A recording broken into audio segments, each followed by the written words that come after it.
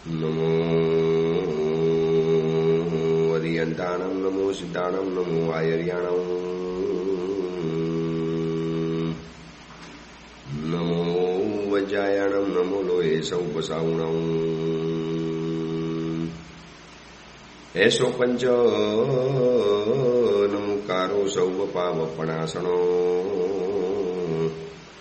મંગલાણમ ચ સૌવેસી પરમમ વૈ મંગલમ.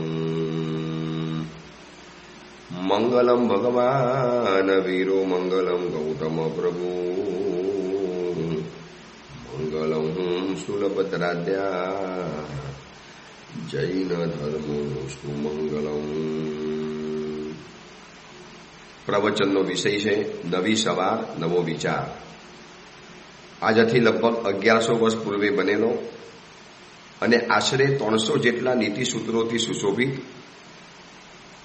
એવો નીતિ વાક્યામૃત નામનો આ ગ્રંથ એક મનને વિચારવાની એક અદ્ભુત શક્તિ, મનની વિચારવાની તાકાતની ધાર, એની શુદ્ધિકરણ જાણે કરવા માટે, જેમ કોઈ પણ વસ્તુ મેલી થઈ હોય, ગંદી થઈ હોય તો એની ઉપર જેમ અભિષેક દ્વારા એ વસ્તુને જેમ નિર્મલ કરવાનો પ્રયત્ન કરવાની અંદરમાં આવે છે, એવી જ રીતે આ મહાત્મા જાણે કે વિચારોનું શુદ્ધિકરણ કરવા માટે રોજ એક અલગ અલગ ટાઈપનો વિચાર 300 સૂત્રોની અંદરમાં એમ લાગે કે જાણે આપણે 300 ગ્રંથમાંથી પસાર થઈ ચૂકેલા છીએ.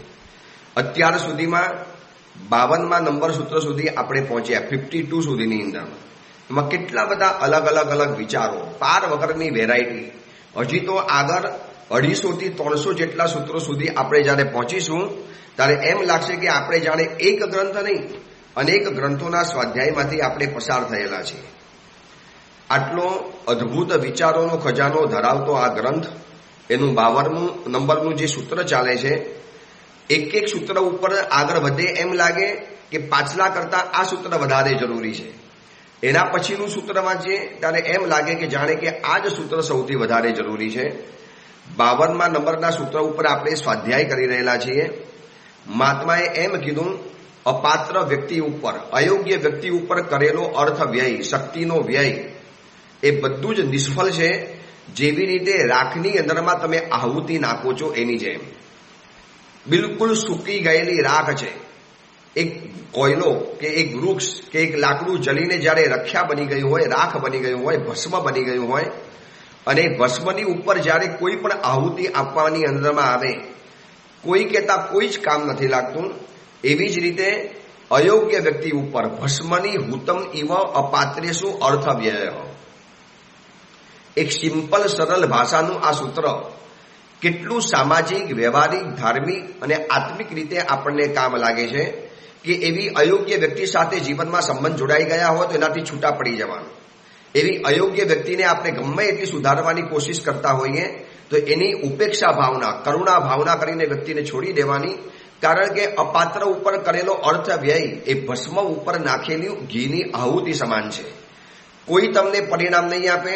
છેવટે આપણે થાકી જવાના, છેવટે આપણે નિષ્ફળ જવાના, હતાશ આપણે બની જવાના, અસમાધિ આપણને થવાની. એ વ્યક્તિને તો કોઈ કહેતા કશું જ નહીં થાય. અત્યારે જેટલી સમાજની અંદરમાં નજર ફેરવવાની અંદરમાં આવે તો આવા અપાત્ર વ્યક્તિઓના કારણે, આવા અયોગ્ય વ્યક્તિઓના કારણે સમાજની અંદરમાં જે તુફાન પેદા થયું છે, જે નિબાવણ પેદા થઈ છે, એ રોજબરોજ આપણને મીડિયા દ્વારા, સમાચારો દ્વારા રોજ જોવા માટે મળે છે. કેટલાય લોકો હોમાઈ જાય, કેટલાય લોકો ખતમ થઈ જાય, કેટલાય લોકોના મોત આવી જાય, પણ એ વ્યક્તિને શરમ સુદ્ધા પણ નથી આવતી. અરે સામે આવીને સરેન્ડર થઈ જાય કે મારાથી આ ભૂલ થઈ ગઈ, મને જે સજા આપવી હોય આપો. કદાચ એવું કરવામાં આવે તો કદાચ એની ઉપર હજી કોકને લાગણી પણ થાય, પ્રેમ પણ ઊભો થાય. પણ આટલા બધા ગુના કર્યા પછી છેવટે પોતાની જાતને છાવરવાની. એટલે આ બધી જ અપાત્રતા દેખાતી હોય છે. આપણે 4 પ્રકારની અપાત્રતા વિચારવી છે કે 4 પ્રકારની અપાત્રતા છે. એટલે પાત્રતાના 4 પ્રકાર છે, યોગ્યતાના 4 પ્રકાર. એમાંથી કોની કેવી યોગ્યતા છે એ નક્કી આપણે કરવાનું છે. એમાં મેં તમને કીધેલું કે ઇન્દોરની રાણીનો તમને એક પ્રસંગ બતાવવાનો છે. શું જૂના સમયની અંદરમાં પાત્રતા હતી, યોગ્યતા હતી. પોર્શે કાર લઈ અને રોડ ઉપર 2 જણાને ખતમ કરી નાખ્યા. આ બાજુ અમદાવાદની અંદરમાં જેગુઆર કાર લઈ અને 9 જણાને ખતમ કરી નાખ્યા. જસ્ટિસ બંગલાની બાજુની અંદરમાં BMW કાર દ્વારા કેટલાય લોકોને ટક્કર મારીને ઉડાડી દીધા. સ્ટન્ટ કરવાની અંદરમાં ગયા અને 4 યુવકોના મોત થઈ ચૂકેલા છે. આવા તો પાર વગરના પ્રસંગો બન્યા છે. પણ એના માતા પિતા, એના વડીલો, એના સ્વજનો, શું એ લોકો ક્યારે આવ્યા સામેથી પોલીસને કહેવા માટે કે ફટકારો અમારા દીકરાને? આ યુવાનીના તોરની અંદરમાં આવી ગયો છે, દંડ આપો, અમે એની અંદરમાં કબૂલ કરીએ છીએ. તો આ વર્તમાનના માતા પિતાઓની આંખ ખોલી નાખે એવો એક અદ્ભુત ઇતિહાસનો પ્રસંગ ઇન્દોરની અંદરમાં આજે પણ એક આડા બજાર છે. આ આડા બજારનું નામ આડા બજાર કેવી રીતે પડ્યું એની પાછળની એક ભવ્ય કહાની છે. મહારાણી અહલ્યાબાઈ, એમપીની થઈ ગયેલી આ મહારાણી અહલ્યાબાઈ, જેનાથી અંગ્રેજો પણ ડરતા હતા. એટલી બધી બાહોશ, એટલી બધી નીડર, એટલી બધી પ્રજાપસ્તલ. અને આ અહલ્યાબાઈના સમયમાં બનેલી ઘટના, અહલ્યાબાઈનો દીકરો રાજકુમાર માલોજીરાવ, અને માલોજીરાવ રથની અંદરમાં સવાર થઈ અને મહેલમાંથી નીકળી અને બરોબર મુખ્ય બજાર તરફ આગળ વધે છે. હવે રાજકુમાર છે, યુવાની છે. જેમ આજના દીકરાઓની પાસે પોર્શે કાર હોય, જેગુઆર કાર હોય, BMW કાર હોય, મર્સિડીઝ કાર હોય, તો એ સમયમાં રાજકુમારોની પાસે આવા સોના ચાંદીના અને વિશિષ્ટ પ્રકારના વૈવિધ્ય ધરાવતા રથો રહેતા હતા. રથ જે કદાચ તમે સિરિયલોની અંદરમાં ક્યારેક જોયા હોય. અને એ રથ લઈને પોતાની ધૂનની અંદરમાં, યુવાની છે, પૂરપાટ બજારની અંદરમાં છીએ, ભર શહેરની અંદરમાં છીએ, ભર વચની અંદરમાં છીએ, પબ્લિક એરિયાની અંદરમાં છીએ, એ જોયા વગર પૂરપાટ એનો રથ આગળ વધતો હતો. અને બરોબર રસ્તાની વચની અંદરમાં એક ગાયે નાનકડા બછડાને જન્મ આપેલો હતો. એક ગાયને બछड़े को जन्म दिया हुआ था. छोटा सा बछड़ा, नवजात પાછળનું, હજુ હમણાં તાજેતરની અંદરમાં જન્મેલું. અને ગાય પોતાના વાછરડાને પંપારતી હતી, ચાટતી હતી પોતાના જીભ દ્વારા. કોઈ પણ પશુ બાળકને જન્મે એટલે પછી ચાટી ચાટીને એનું ઉપરનું લેયર ખતમ કરે અને ચાટી રહેલી હતી. અને એટલામાં રાજકુમારનો રથ ધસમસતો પસાર થયો. પબ્લિક એરિયામાંથી એવો પસાર થયો જેમ આજે પોર્શે કાર ચલાવે, જેગુઆર કાર ચલાવે, પૂરપાટ ચલાવે, 180 કિલોમીટર 120ની સ્પીડે ચલાવે. હવે એ જે પૂરપાટ ધસતો જે રથ હતો એને વાછરડાને કચડી નાખ્યું. હજી નવજાત વાછરડું, વાછરડાએ મરણ ચીસ પાડી, જોશથી ચીસ પાડી. અને કંઈક થોડા કામ માટે દૂર ગયેલી જે ગાય હતી, એ ગાયે આ પોતાના વાછરડાની ચીસ સાંભળી અને ભડકીને જ્યારે પાછળ આવીને જોયું તો તાજું જન્મેલું વાછરડું લોહીના ખાબોચિયાની અંદરમાં તડફડતું હતું અને ખતમ થઈ ગયું. ગાય પાછી આવી, માથું પછાડે. ગાય એટલું બધું રડે, એટલા માથા પછાડે. ગાયને પણ માતૃવસ્તનનો, માતાનો તો પ્રેમ હોય કે ન હોય. રાજકુમાર તો ક્યાં ને ક્યાંય દૂર ચાલ્યો ગયો અને ગાય પોતાના વાછરડાના વિયોગની અંદરમાં કલ્પાંત કરવા માંડી. આખું બજાર ગાજી ઉઠે, એવા અવાજે રડે, ચીસ પાડે અને વાછરડાને વળગીને કલ્પાંત કરે. અને બરોબર એ સમયની અંદરમાં મહારાણી અહલ્યાબાઈનો રથ ત્યાંથી પસાર થતો હતો. વિચક્ષણ પ્રતિભા ધરાવનારી આ અહલ્યાબાઈ હતી. અંગ્રેજોની સામે બરોબર જીંગ ઝીલનારી હતી.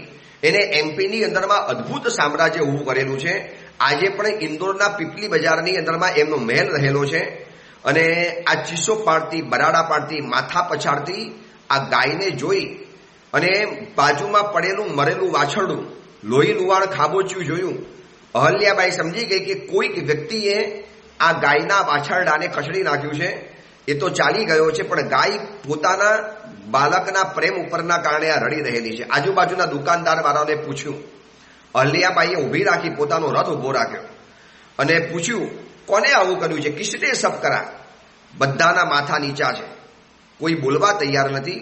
રાણી કે બોલો, કોને આ કર્યું છે? અને એ વખતે કોઈએ કીધું કે રાણી સાહેબ માફ કરજો, આ કરનારું બીજું કોઈ નથી, આપના રાજકુંવર, અમારા રાજકુંવર માલોજી રાવના રથ દ્વારા અહીંનું વાછરડું કચડાઈ ગયું છે. રાણીએ તાત્કાલિક પોતાનો રથ પાછો વાળ્યો. રાજ દરબારની અંદરમાં સભા ભરી. આ પ્રસંગ બતાવું છું કે પાત્રતા કોને કહેવાય. વર્તમાન સમયની અંદરમાં ગુનો કર્યા પછી પણ પોતાના દીકરાને પૈસાના જોડ દ્વારા જામીન ઉપર છોડાવી દેવાનું. પોતાના બાળકે ગુનો કર્યો હોય હોવા છતાં પણ દાદાગીરી મારવાની, પોતાના બાળકે અથવા તો પોતે સ્વયં ગુનો કર્યો હોય છતાં પણ જાણે કે નિર્દોષ હોય એવી રીતે તડાફડી મચાવવાની. જ્યારે એ સમયની અંદરમાં આવી પાત્રતા ધરાવનારા રાજાઓ અને રાણીઓ કેવા સમયના હતા.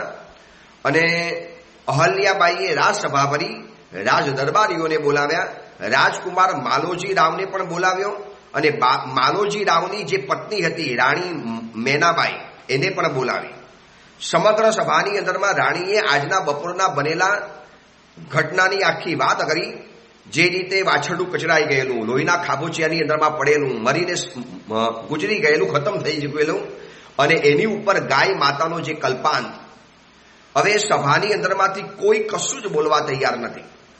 અને અહલ્યાબાઈ કહે છે કે મારા રાજ્યની અંદરમાં બધાને સમાન ન્યાય મળવો જોઈએ, ભલે ને મારો દીકરો હોય, ભલે ને મારો રાજકુમાર હોય. એને બધાને પૂછ્યું અને ખાસ કરીને યુવરાણીને પૂછ્યું કે તમે તો એક સ્ત્રી છો, તમે પણ એક ભવિષ્યમાં માતા બની શકો છો, તો તમારા બાળકની સાથે આવું જ્યારે થાય ત્યારે તમારો અંદરમાંથી આઘાત શું આવી શકે, શું તમને થઈ શકે. ધન્ય છે એ મેનાબાઈને. અને મેનાબાઈએ પણ પોતાની સાસુ એટલે કે અહલ્યાબાઈને હાથ જોડીને કીધું, એક ક્ષણના વિલંબ કર્યા વગર, ખચકાટ વગર, કે આવું હોય તો ભલે કોઈ પણ વ્યક્તિ હોય એને દેહાંત દંડની સજા હું પસંદ કરું, મારા દીકરાને અગર આવી રીતે ખતમ કરી નાખ્યો હોય તો. અને સભાની અંદરમાં સોંપો પડી ગયો, સન્નાટો છવાઈ ગયો. અને અહલ્યાબાઈ ઊભી થઈ. ન્યાયની દેવડી ઉપર ઊભી રહેલી આ અહલ્યાબાઈ હતી. પાત્રતાને ધરાવનારી આ માતા રહેલી હતી. આજના સમયના માતા પિતા જેવી હતી નહીં કે જે બિલકુલ અપાત્ર વ્યક્તિ હોય. અને આવી પાત્ર વ્યક્તિ ઉપર શક્તિનો વ્યય કરો તો કામ લાગે. પણ 17 વર્ષ અને 8 મહિનાની ઉંમરની અંદરમાં ગાડીઓ ચલાવવા માટે દોડાદોડ કરવાની, એક જ પાર્ટીની અંદરમાં 50,000 રૂપિયાનો ખર્ચ કરી દેવાનો, અને બે વ્યક્તિને આસાનીથી ઉડાવીને કોઈ મનની અંદરમાં જાણે કે ગુનો કર્યો છે એવી કોઈ લાગણી પેદા ન થાય. માલોજી રાવ પણ યોગ્ય હતો.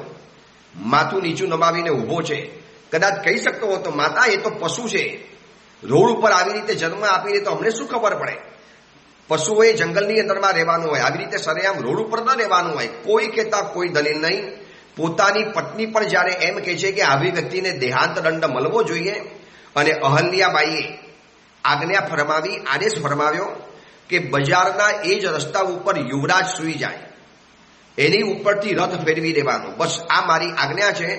અને આ સમાચાર આખા ઇન્દોરની અંદરમાં ફેલાઈ ગયા. સમગ્ર ઇન્દોરની અંદરમાં ચારે બાજુ લોકો જોવા માટે એકઠા થઈ ગયા કે શું આ અહલ્યાબાઈનો ન્યાય રહેલો છે. તમે વિચારી શકો છો, પોતાનો એકનો એક દીકરો છે અહલ્યાબાઈનો, માલોજી રાવ નામનો એકનો એક દીકરો, લગ્ન થઈ ચૂકેલા છે, એની પણ યુવાન પત્ની છે. પણ ન્યાયના રસ્તા ઉપર ન પુત્ર જોવાય, ન પત્ની જોવાય, ન પરિવાર જોવાય, ન ફેમિલી જોવાય, ન સગા સંબંધી જોવાય, ન કોઈ અંગત વ્યવહાર અને સંબંધ જોવાય. અને અહલ્યાબાઈએ આદેશ તો ફરમાવી દીધો. એ જ બજારમાં, એ જ જગ્યા ઉપર રાજકુમારને આડો સુવાડી દેવાની અંદરમાં આવે, અને એની ઉપરથી સડસડાટ એ જેટલી સ્પીડે રથ ફેરવતો હતો, જેટલી ઝડપે એટલો રથ ફેરવી દેવામાં આવે. રાજકુમાર સૂઈ તો ગયો, પણ રથ કોણ ફેરવે, કોણ તૈયાર થાય? યુવાન રાજકુમાર, આવતીકાલનો રાજા, એની ઉપર કોઈ રથ ફેરવવા તૈયાર થાય? ચલો ગલતીથી રથ ફરી જાય એ વાત અલગ છે. રાજકુમાર પણ માલોજી રાવ એક પણ જાતની દલીલ કર્યા વગર, શું પાત્રતા ધરાવનારી રાજશાહી પરંપરા હતી. અને આજની આ નફ્ફટ અને બેશરમ લોકશાહી પરંપરા, ન કોઈને ગુનો કર્યાનો શરમ આવે, કરોડો રૂપિયા બજારમાં ઉથલ પાથલ કર્યા હોય ન એની શરમ આવે, બેંકના અબજો રૂપિયા પચાવીને બેઠેલા હોય અને વિદેશની અંદરમાં ભાગી જઈને લહેર કરતા હોય, ન કોઈ કહેતા અંદરમાંથી કોઈ શરમ સંકોચ કે અંદરમાંથી એક નાનકડો દર્દ અને વેદના પણ પેદા થતી હોય. માલોજી રાવ ચટ્ટોપાટ સૂઈ ગયા છે, આંખ બંધ રાખી છે. કોઈ કહેતા કોઈ રથ ફેરવવા તૈયાર નથી. અને એ સમયની અંદરમાં મહારાણી પોતે રથ ઉપર સવાર થયા. મહારાણીએ કીધું કે ભલે સેનાપતિ સૈનિકો કોઈ પણ તૈયાર ન થાય, ન્યાય મારે આપવો પડે. એક નિર્દોષ ગાયનું વાછરડું જ્યારે મારા રાજકુમાર દ્વારા કચડાઈને સાપ થઈ ગયું હોય તો એનો પણ દંડ આ મળવો જોઈએ. તો ન્યાયની સમાનતા ગણાય, ન્યાય નિષ્પક્ષ ગણી શકાય. અને સૌના આશ્ચર્યની વચ્ચે મહારાણી પોતે રથ ઉપર સવાર થઈ અને દૂર જઈ અને ધસમસતો રથ પસાર કર્યો. લોકોએ આંખ બંધ કરી નાખી. મેનાબાઈ છેવટે સ્ત્રી તો હતી, બે હાથેથી પોતાનું મોઢું ઢાંકી દીધું છે અને ધસમસતો જેવો રથ આવે છે. પરંતુ સૌના આશ્ચર્ય વચ્ચે નિસીમ આશ્ચર્ય. આ ઇન્દોરની અંદરમાં હું ચોમાસું કરવા ગયો ત્યારે આ ઘટનાની મને ખબર પડી. એ જગ્યા ઉપર હું ખાસ જઈને આવ્યો, જોઈએ તો ખરા કે એ ધન્ય જગ્યા કેવી રહેલી છે. અને જે જગ્યાએ ગાયનું વાછરડું કચરાઈ ગયેલું, રાજકુમાર માધવરાવ જ્યારે સૂતેલો છે, માલવરાવ સૂતેલો છે અને ગાય જ્યારે વચની અંદર અને ગાયનું વાછરડું જ્યાં કચરાઈ ગયેલું હતું, હજારો ઇન્દોરવાસીઓ એકઠા થયા છે.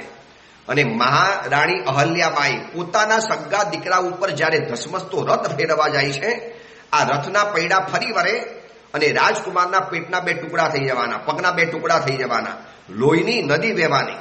પણ માતા અત્યારે દીકરાનું વાત્સલ્ય વચમાં નથી લાવતી. અને જેવો ધસમસતો રથ આગળ વધ્યો અને રાજકુમાર માધવજી રાવ ઉપર જ્યારે આ રથ પસાર થવાની તૈયારીમાં હતો અને થોડા દિવસ પહેલા જે ગાયનું વાછરડું કચરાઈ ગયેલું હતું, એ ગાય વચ્ચે આડી આવીને ઊભી રહી ગઈ. સૌના આશ્ચર્ય વચ્ચે લોકોએ હટાવી વરી પાછો રથ મહારાણી આગળ લઈ ગયા. વરી પાછો રથ ફેરવવાની શરૂઆત કરી અને જ્યાં માનવજી રાવ ઉપર રથ ફેરવવાનો આવે અને ગાય વરી પાછી આડી આવીને ઊભો રહી જાય, આવું વારંવાર બન્યું. વારંવાર આ ઇન્દોરમાં બનેલી સત્ય ઘટના કહું છું કે શું પાત્રતા છે. ગાયની પાત્રતા અલગ છે, મહારાણી અહલ્યાબાઈની પાત્રતા અલગ છે, યુવરાણી મેનાબાઈની પાત્રતા અલગ છે અને યુવરાજ માધવરાવની પણ પાત્રતા અલગ રહેલી છે. વારંવાર આવો ચમત્કારિક પ્રસંગ બન્યો. લોકોની આંખો આશ્ચર્યથી ફાટી નીકળી અને મહારાણીએ કીધું કે માલોજી રાવને ગાય માફ કરવા તૈયાર છે, પણ એક જ કન્ડિશને કે એને માફી હવે ગાય જ આપી શકશે, એ સિવાય કોઈ નહીં આપી શકે. માધવજી રાવ ગાયના પગની અંદરમાં પડે અને ગાય કદાચ એની ઉપર પગ મારીને ખુરી મારીને ખતમ કરે તો પણ ચાલશે, અને ગાય એને માફ કરી દેશે તો માફ કરી દેવામાં આવશે. ગાય આડી ઊભી રહી ગઈને કંઈ કહેવા માટે માગે છે. ગાય કદાચ એમ કહેતી હોય કે આ ન્યાય હું કરીશ, રાજકુમારનો ન્યાય મને કરવા દો. અને મહારાણી અહલ્યાબાઈ રથમાંથી નીચે ઉતર્યા અને આદેશ ફરમાવ્યો કે જાઓ, ગાયના 4 પગના વચની અંદરમાં જઈને સૂઈ જાઓ. અને રાજકુમાર જઈને સૂઈ ગયા. કોઈ કહેતા કોઈ દલીલ નહીં, કોઈ સામે જવાબ નહીં કરવાનો, કોઈ સામે આર્ગ્યુમેન્ટ નહીં કરવાની. આ બધી પાત્રતા છે. વર્તમાન સમયની યુવા પેઢીને આ રાજકુમારનું દ્રષ્ટાંત અને માતાનું દ્રષ્ટાંત કદાચ સંભળાવજો તો ખબર પડે કે નાના મોટા ગુનાની અંદરમાં બચાવ કરવા માટે જે યુવા પેઢી આવી જાય છે એ પણ એની અપાત્રતા જાહેર થાય છે. અને રાજકુમાર ગાયના 4 પગના વચની અંદરમાં જઈને સૂઈ ગયા. એમને લોકોને એમ કે આ ગાય ખૂંદી નાખશે, ખતમ કરી નાખશે. ગાય 4 પગે એની ઉપર કૂદી પોતાનો બધો જ રોષ ખતમ કરી નાખશે. ઉલટાનું ગાય નીચે બેસી રાજકુમારના માથા ઉપર જીભથી ચાટવા માંડી, વાલ કરવા માંડી.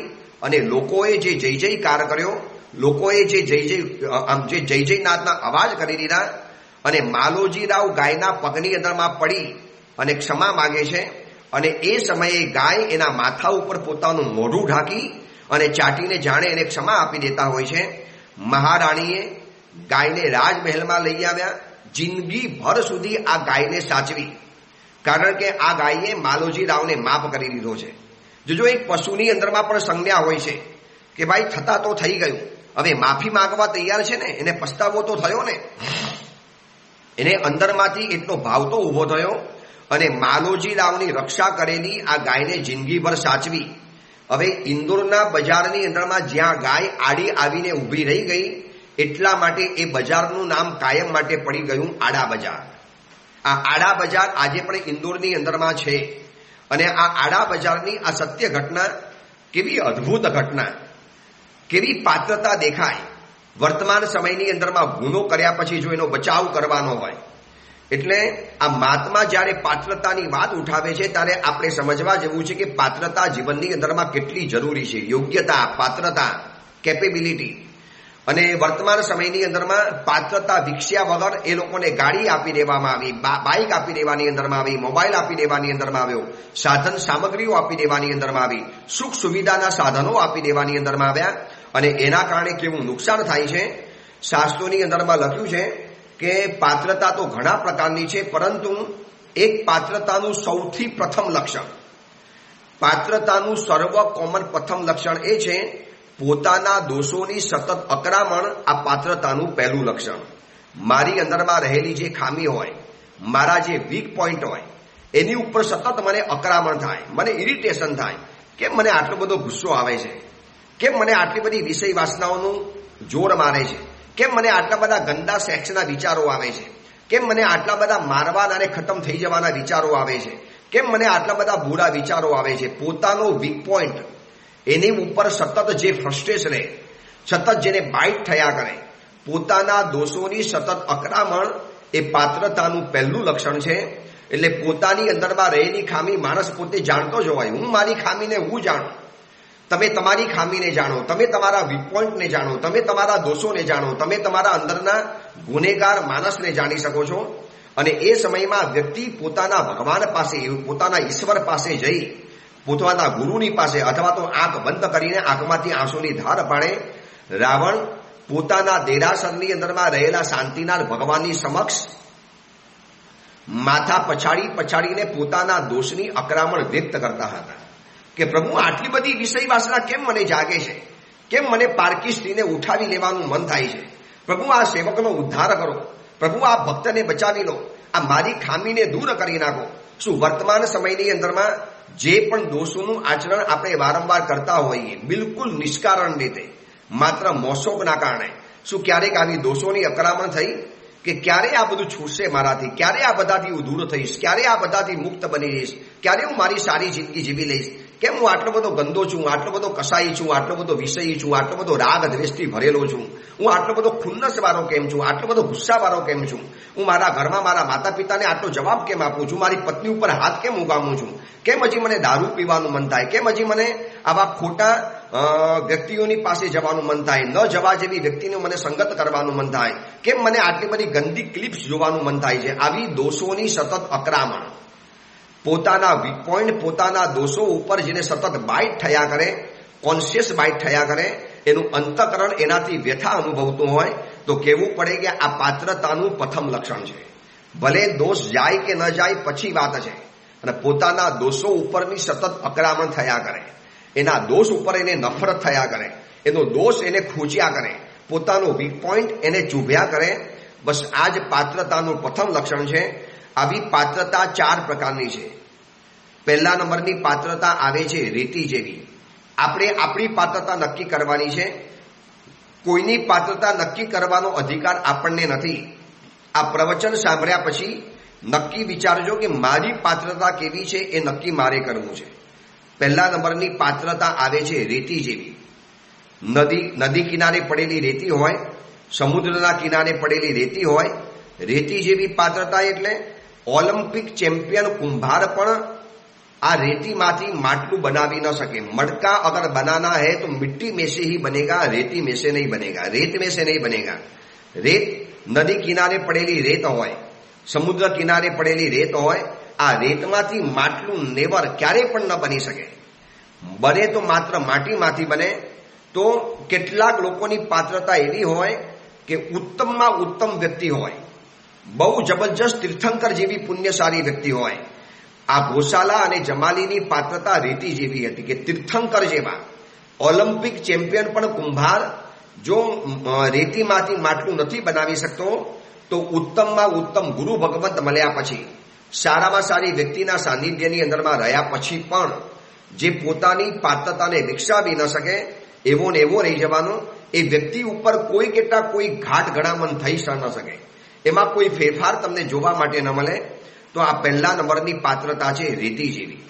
કેટલાક વ્યક્તિઓ રેતી જેવા હોય, ગમે એટલા સારા ગુરુ, સારું પ્રવચન, સારું દેરાસર, સારો ઉપાશ્રય, સારા સંયોગ, સારા સ્થાન, સારું વાતાવરણ, આ બધું જેને ઉત્તમમાં ઉત્તમ મળ્યું હોય, છતાં પણ એ વ્યક્તિ એવો ને એવો જ રહે, તો આ રેતી જેવી પાત્રતા કહેવાય. આ બધું છે ને આપણે નક્કી કરી દેવાનું કે મારું કેવું છે અથવા તો હું જેની ઉપર શક્તિનો પ્રયોગ કરું છું, અર્થ વ્યય કરું છું, જે વ્યક્તિ ઉપર મારી શક્તિ અને સામર્થ્યનું ઇન્વેસ્ટ કરું છું, એ વ્યક્તિ જો રેતી જેવો હોય તો કોઈ કહેતા કોઈ ફેરફાર થઈ શકવાનો નથી. બીજા નંબરની અંદરમાં પાત્રતા આવે છે લોખંડ જેવી, આયન, लोखंड लोहे जैसी. पहला नंबर में रेत जैसी, दूसरे नंबर में लोहा जैसी. लोहा मतलब लोखंड कहवाय, आयन न कहवाय. भले लोखंड कठोर है परंतु कोई सुंदर समझदार होशियार लोहारना हाथनी अंदरमां जो आवी जाए तो एनी उपर घाट घड़ी शकाय एम छे. परिवर्तननी संभावना खरी परंतु परिवर्तन करनारने श्रम बहु पड़े. ए व्यक्ति उपर फेरफार थशे પણ થોડોક શ્રમ માગી લેશે, થોડી તકલીફ પડશે, થોડી મુશ્કેલી પડવાની, પરંતુ પરિણામ મળવાનું, પણ પરિશ્રમ ખૂબ કરવો પડે. લોખંડ જેવી કઠોર, શરૂની અંદરમાં સમજે નહીં, પણ તમે વારંવાર પ્રેમથી સમજાવવા જાઓ, વારંવાર પ્રેમથી તમે એને મનાવવા માટે જાઓ, તો એક વખત એ વ્યક્તિ તમારી વાતને સ્વીકારી લે, તમારી વાતને સમજી લે. એટલે રેતી જેવી વ્યક્તિ તો ક્યારે સુધરવા કે સ્વીકારવા તૈયાર જ ન હોય. આ પહેલા નંબરની પાત્રતા. બીજા નંબરની અંદરમાં લોખંડ જેવી પાત્રતા કે પરિવર્તનની સંભાવના ખરી પણ નિમિત્ત અને શ્રમ ખૂબ પડે. કોઈક હોશિયાર લોહાર આની ઉપર ઘાટ ઘડવા માટે જાય તો અતિ મહેનત પડે. કેટલાક દીકરા દીકરીઓ, કેટલાક શિષ્યો, કેટલીક વ્યક્તિઓ એવી હોય કે જેને સુધારતા નાકે દમ નીકળી જાય, પરસેવો છૂટી જાય. ત્રીજા નંબરની અંદરમાં આવે છે પથ્થર જેવી પાત્રતા. પથ્થરની અંદરમાં થોડી ઓછી તકલીફ પડે. શિલ્પી હથોડી અને છીણી લે. કોઈક પથ્થર એવો દમદાર હોય, કડક હોય તો થોડીક વાર લાગે, પણ લોખંડ કરતા તો ઓછી વાર લાગે. એટલે થોડીક મહેનત કરો તો વ્યક્તિમાં ફેરફાર થઈ શકે એમ છે. અને ચોથા નંબરની પાત્રતા આવે છે માટી જેવી. એકાદ મામૂલી પ્રેરણા, બસ થોડુંક પાણી પડ્યું નથી અને માટીમાંથી કોઈ આકાર બન્યા વગર રહેતો નથી. એકદમ ઇઝીલી, સરળતાથી બસ ઇઝીલી વ્યક્તિ આકાર આપી શકે છે. તો આ માટી જેવી પાત્રતા હોય. एकाद मामूली प्रेरणा, एकाद मामूली आलंबन, एकाद मामूली हित शिक्षा, थोड़ा सा अपन इशारा करेंगे, थोड़ा सा उसको बात समझाएंगे અને તરત જ એ વાત સ્વીકારવા તૈયાર થઈ જાય તો માનવું પડે કે આ પાત્રતા છે માટી જેવી. આમાંથી નક્કી આપણે કરવાનું કે મારો નંબર શેની અંદરમાં છે. કારણ કે અપાત્ર વ્યક્તિ ઉપર તો કરેલો શક્તિનો વ્યય એ બિલકુલ નિષ્ફળ છે એવું તો મહાત્માએ સમજાવી દીધું છે. અને એવી વ્યક્તિ જો આપણે હોઈએ તો આપણે પણ કોશિશ કરવી છે કે મારે અપાત્ર છું તો મારે હવે પાત્ર બનવું છે. કોઈ યોગ્ય વ્યક્તિને લાગે કે નહીં આ માટી જેવો છે, છેવટે કદાચ પથ્થર જેવો છે, પણ લોખંડ અને રેતી જેવા બનવું નથી. કારણ કે રેતી જેવા તો બિલકુલ નહીં બનવાનું કે જેમાં કોઈ ઘાટ જ ન ઘડી શકાય. ભગવાન મહાવીર પણ મમ્મણ શેઠ ઉપર કોઈ પરિવર્તન નથી કરાવી શક્યા, કારણ કે રેતી જેવી પાત્રતા. ભલે તીર્થંકર પરમાત્માનું પુણ્ય હતું પણ સામે પાત્રતા પણ હોવી જોઈએ. બંને વસ્તુ સામે છે. યોગ્યતા વ્યક્તિમાં હોવી જોઈએ અને પછી ઉત્તમ વ્યક્તિત્વ મળે તો કામ લાગે. ગમે એટલો કુંભાર હોશિયાર હોય પણ રેતીમાંથી તો માટલું બની શકતું નથી. તો લોખંડ જેવા કદાચ આપણે બનેલા હોઈએ તો કોઈ ગુરુ ભગવંત એવા સારા મળી જાય, ધીરજવાન. નહીં તો શું થાય ખબર છે, વારંવાર પ્રેરણા કરીને ન સમજે તો વ્યક્તિને છોડી દેવામાં આવે. ભાઈ છોડી દો, હવે એના નસીબ ઉપર. આપણે ગમે એટલું સમજાવીએ છીએ પણ વાત તો માનવા તૈયાર નથી, સમજવા તૈયાર નથી. ક્યાં સુધી ઉત્તમ વ્યક્તિ રાહ જોવે, ક્યાં સુધી માતા પિતા રાહ જોવે, ક્યાં સુધી આપણા કલ્યાણ મિત્ર આપણા પરિવર્તનની રાહ જોવે. છેવટે તો કંટાળી જાય, થાકી જાય. અને એ લોકો થાકે એની પહેલા આપણે સુધરવું પડશે. તો આપણે પથ્થર જેવા બનવું પડશે. લોખંડ જેવા બન્યા હોઈએ તો ગુરુ ભગવતને કહેવાનું, ગુરુદેવ થાક્યા વગર મારી ઉપર કોશિશ કરજો.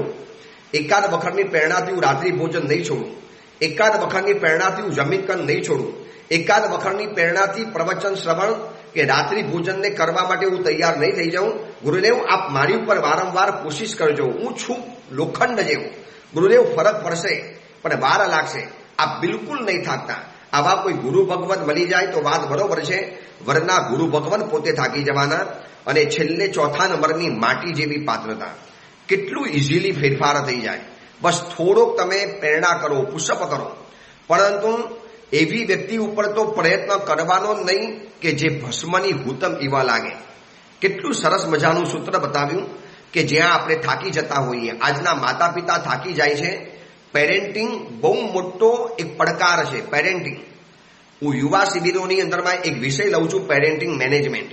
એમાં માતા પિતાઓની જે દલીલ, એનો જે ત્રાસ, એની જે મનોવ્યથા, જિંદગીની અંદરમાં હેરાન થઈ જાય. સાહેબ, બાળકોને કેવી રીતે મેનેજ કરવાના, કેવી રીતે સમજાવવાના, એની જીદ, એના ધમ પચાડા, એની દેખાદેખી, બસ વસ્તુ લાવવાની જે લાલચ અને વારંવાર એ ચીજની પાછળ પડી જવાનું, જે વસ્તુ નક્કી કરી એ બસ કર્યા વગર છોડવાની જ નહીં.